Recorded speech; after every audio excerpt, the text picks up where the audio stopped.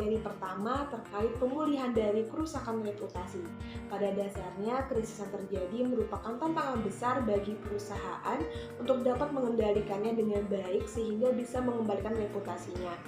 Ketika krisis sudah berakhir, maka pimpinan harus bersikap kritis. Bagaimana caranya agar krisis yang terjadi atau sudah berlalu dijadikan pembelajaran agar tidak terulang kembali. Serta harus membuat perubahan-perubahan yang mampu membuat perusahaannya menjadi lebih baik untuk dalam jangka waktu panjang. Di sini ada 3 cara. Yang pertama, meninjau kinerja dan meningkatkan kesiapsiagaan. Kebanyakan organisasi hanya pandai mengidentifikasi masalah, tetapi kurang pandai dalam mempelajari agar tidak terulang kembali.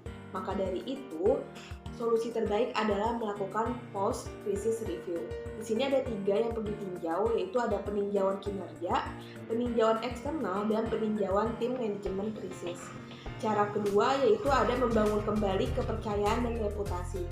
Krisis yang terjadi mungkin akan mempengaruhi komersial, keuangan, dan reputasi. Nah, di sini CMT harus fokus menyusun rencana dan memikirkan strategi tingkat tinggi untuk melakukan pemulihan. Masa membangun kembali kepercayaan itu membutuhkan waktu berbulan-bulan hingga bertahun-tahun. Nah, di sini masyarakat tuh ingin mendengar organisasi mengakui kegagalan, mengungkapkan penyesalan, dan membuat janji perbaikan. Tetapi perlu diingat bahwa tindakan lebih baik daripada hanya sekedar janji. Yang ketiga, mengubah organisasi. Tujuan dari adanya perubahan bukan untuk membangun kembali kepercayaan saja, namun juga untuk memberikan jendela peluang bagi para pemimpin organisasi untuk secara mendasar mengubah dan meningkatkan arah, tujuan, nilai, dan strategi. Dengan adanya perubahan berarti bergerak maju menuju model bisnis dan struktur organisasi yang mewakili normalitas baru. Garuda Indonesia versus Rius Fernandes, sebuah kasus yang terjadi pada 2019. Pada Jumat 12 Juli 2019, seorang penumpang Garuda Indonesia dengan nomor penerbangan GA 715-417 bernama Rius Fernandes melakukan penerbangan kelas bisnis dari rute Sydney ke Jakarta dengan bersama kekasihnya yaitu Elwiana. Kemudian keesokan harinya, Rius membagikan sebuah foto di laman Instagramnya berupa Instastory yang berisikan sebuah menu yang ditulis tangan. Hal ini akhirnya diketahui bahwa menu tersebut adalah menu yang berasal dari penerbangan kemarin yaitu Garuda Indonesia. Hal ini tentu membuat Rius bingung. Mengapa? Karena Rius merasa dia menaiki kelas bisnis, namun mengapa fasilitas yang diperolehnya hanyalah sekedar seperti itu, yang dia harapkan harusnya menjadi lebih baik. Unggahan tersebut langsung menjadi perbincangan netizen. Kenapa? Karena Rius adalah seorang YouTuber, content creator seputar penerbangan. Rius telah berpengalaman mencoba maskapai-maskapai penerbangan yang ada di seluruh negara. Rius juga sering mengulas tentang kuliner yang ada di dalam suatu penerbangan.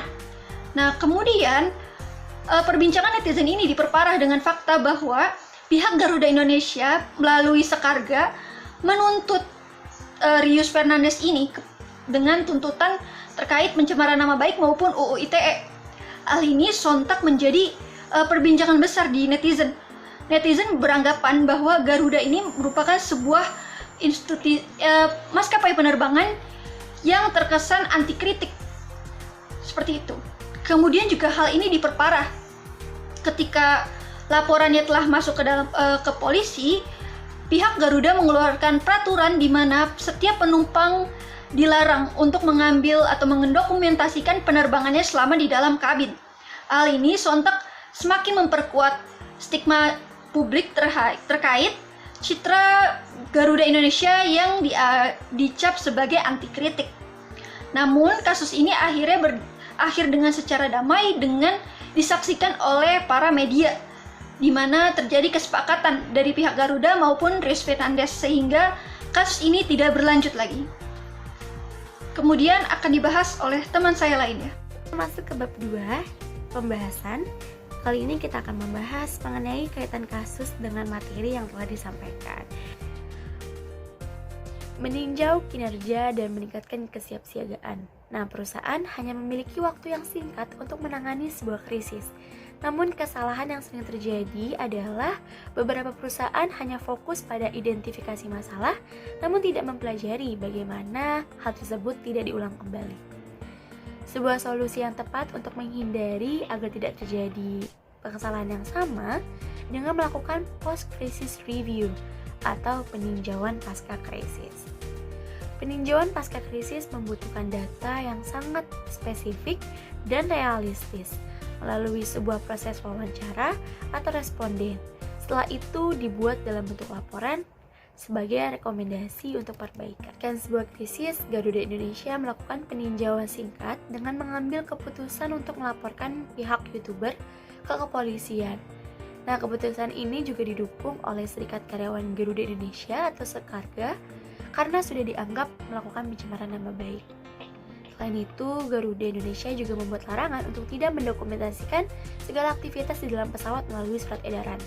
Dengan peluang harapan masalah ini akan dilupakan masyarakat. Namun, yang terjadi pada hasilnya mereka mendapatkan sentimen media sosial dari pihak eksternal, yaitu banyak perusahaan pesaing yang menjadikan larangan tersebut sebagai bahan lelucon. Selanjutnya adalah membangun kembali kepercayaan dan reputasi.